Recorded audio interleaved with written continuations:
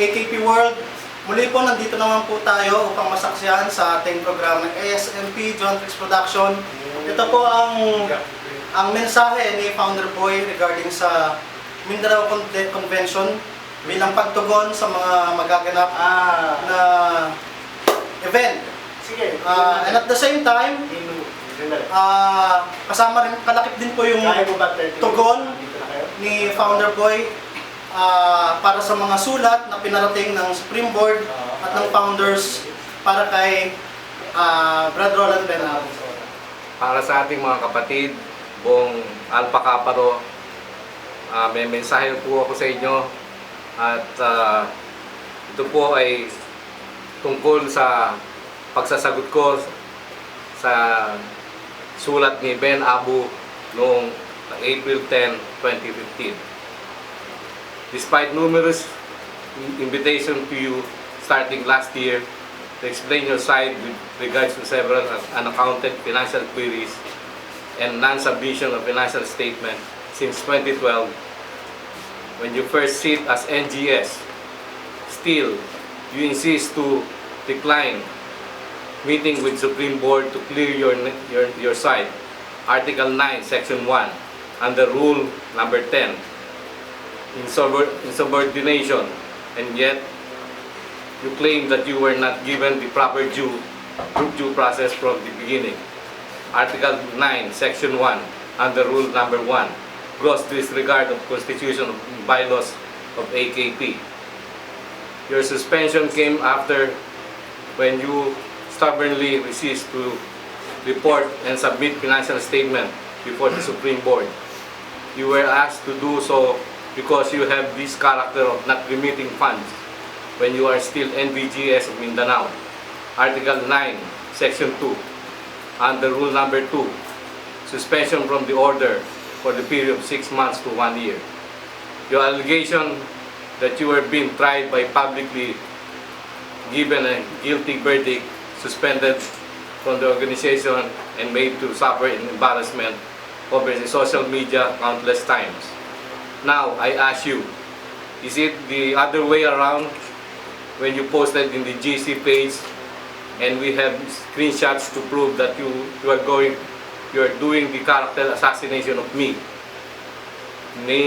calling me matanda, dictator, and the likes. Article 9, Section 1, under Rule number 3, gross disrespect or discourtesy to officers and members of AKP, which by the way falls under slander, libel, and cyberbullying. The Grand Smear campaign has resulted in the eyes of the Brotherhood the following shame to my persons and ruining of my reputation, so the founding father of AKP, tarnishing of my image as Grand High Skeptron, psychological and mental torture. Article 9, Section 1, under Rule number 16, inflicting physical and psychological injury to the fellow Skeptons, anxiety and fear of my life when my temper starts to boil.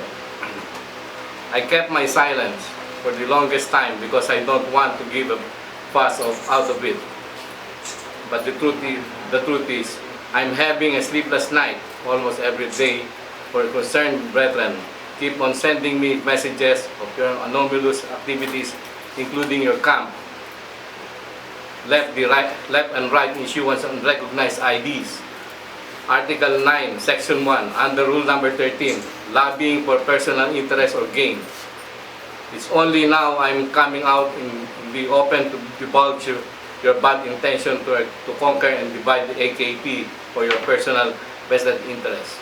Article 9, Section 1, under Rule number 17, taking undue advantage of fraternal siblings in pursuit of personal gain.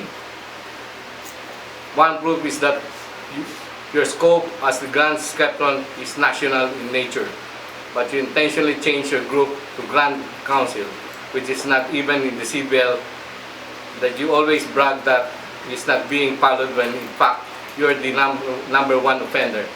Article 9, Section 1, under Rule number 11, engaging in partisan activities or agitating division within the order. insult added to injury. We are still trying to reach out on you, but the turn of events is that you are being unprofessional of not being gentlemen enough to meet with us. For the last chance, we have extended you Article 9, Section 1, under Rule number 15, gross abuse of duties. The procedural lapses and questionable integrity of leadership has led us to our decision to penalize you. Article 9, Section 2, impossible penalties under Rule number 1, expulsion, removal from the order. His name shall be removed from roster AKP member, not yet to mention your non-compliances or submitting financial statement and reporting the actual cash on hand. Collection and disbursement since 2012 that is considered estafa and criminal in nature. Long live Alpha Cabaro. Long live!